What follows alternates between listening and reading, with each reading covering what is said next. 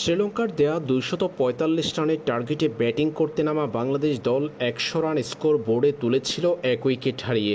দলীয় ১০০ রানের মাথায় নাজমুল হোসেন শান্ত আউট হয়েছেন ব্যক্তিগত ২৩ রানে।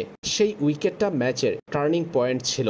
এরপর স্কোর বোর্ডে ৫ রান যুক্ত করতে বাংলাদেশ হারিয়েছে ৭ উইকেট। ম্যাচে বাংলাদেশের ৭৭ রানে পরাজিত হওয়ার পর নাজমুল হোসেন শান্তর রান আউটটা নিয়ে আলোচনা হচ্ছে সামাজিক যোগাযোগ মাধ্যমে। অনফিল্ড আম্পায়ার রান আউটের সিদ্ধান্ত পাঠিয়ে দেন তৃতীয় আম্পায়ারের কাছে।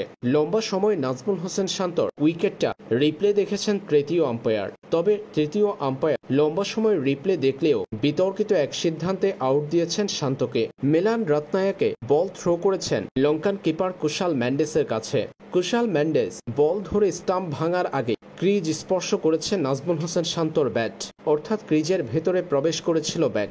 বিষয়টি ভালো করে দুই অ্যাঙ্গেল থেকে দেখার পরেও তৃতীয় আম্পায়ার এটাকে আউট ঘোষণা করলেন।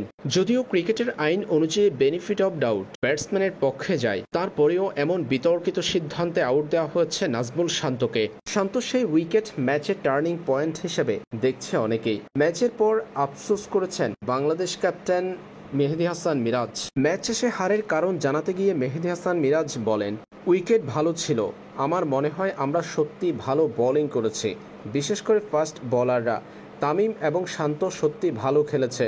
শান্তর রান আউটটা একটা ভুল ছিল, মিডল অর্ডার ভালো খেলেনি, পরপর উইকেট পাওয়াটা একটা সমস্যা ছিল।